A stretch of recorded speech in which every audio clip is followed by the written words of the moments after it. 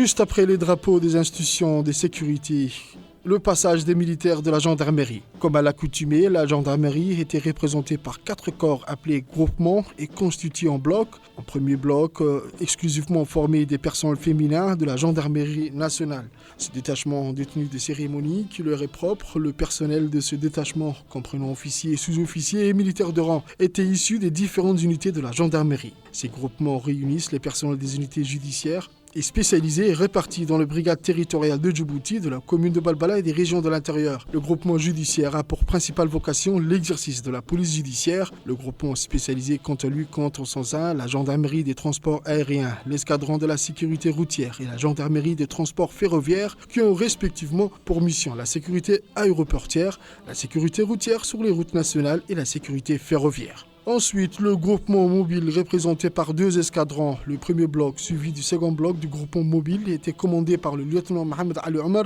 et défilant en tenue d'intervention bleu nuit. Les personnels de ce groupement sont dédiés aux missions de service d'ordre, d'intervention et au risque de maintien et de rétablissement d'ordre sur l'ensemble du territoire national.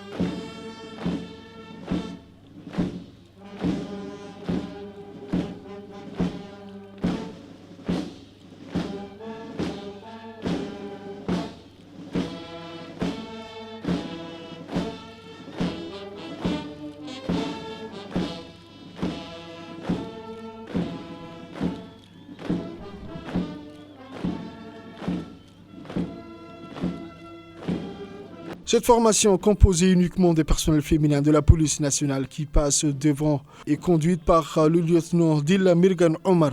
Elle est composée de 68 dames, toutes exerçant dans les différents services actifs de la police nationale. Elles accomplissent autant que leurs collègues masculins toutes les missions sécuritaires qui leur sont confiées.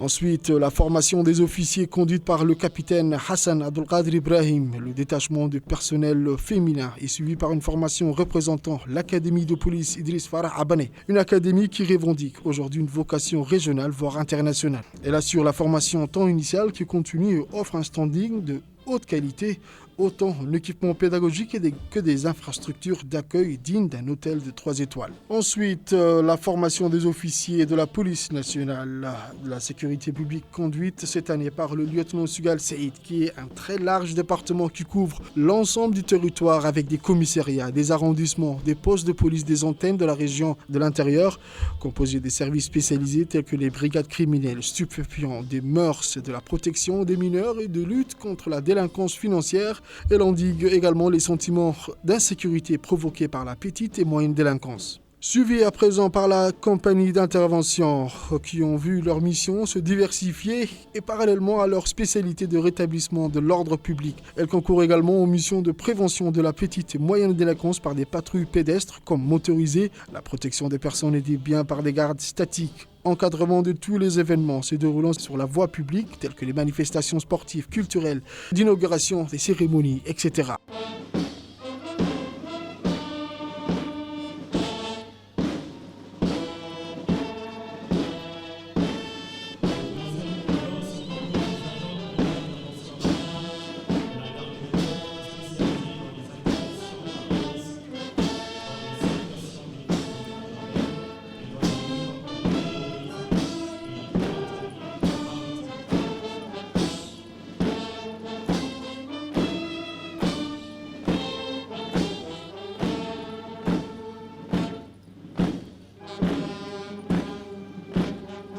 En premier plan, à présent, un bloc composé uniquement de personnel féminin des armées. Bien entendu, l'armée n'est pas une institution uniquement réservée aux hommes. L'équité est l'une des valeurs centrales de l'armée djiboutienne. Les élèves officiers de l'Académie militaire interarmée d'Arta, projet national ambitionné de la volonté politique du président de la République et chef suprême des armées, son Excellence Al-Hajj Ismaël Omar Guelleh. Elle a été créée par décret présidentiel le 5 décembre 2007 et inaugurée officiellement le 28 janvier 2010 par son Excellence le président de la République. L'AMIA est une institution militaire qui a pour vocation de former les officiers d'active et futurs cadres des forces armées djiboutiennes, de la garde républicaine, de la gendarmerie et de la garde-côte. Elle a pour devise Dieu, patrie et loyauté. En tant que grande école militaire, elle est placée sous la tutelle du ministère de la Défense.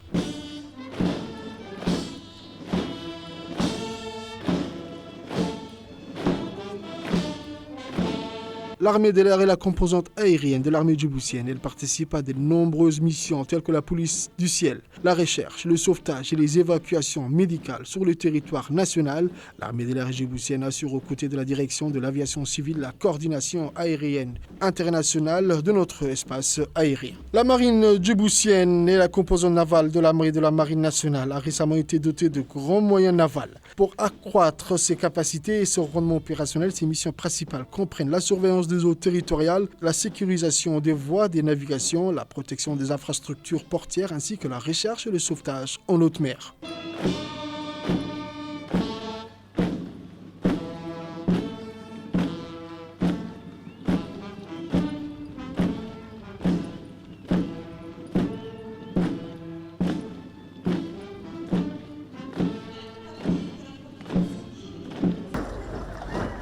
L'école militaire Président Goulet d'Orlol est présent, qui est la pépinière de la formation de tout soldat. Cette école a pour vocation d'introduire aux jeunes engagés le dur métier de soldat qui nécessite courage, abnégation, rigueur, discipline et un dépassement de soi. Ensuite, le 1er régiment d'action rapide basé à Arta, une unité d'intervention rapide de l'armée qui est déployée principalement régiment d'action rapide.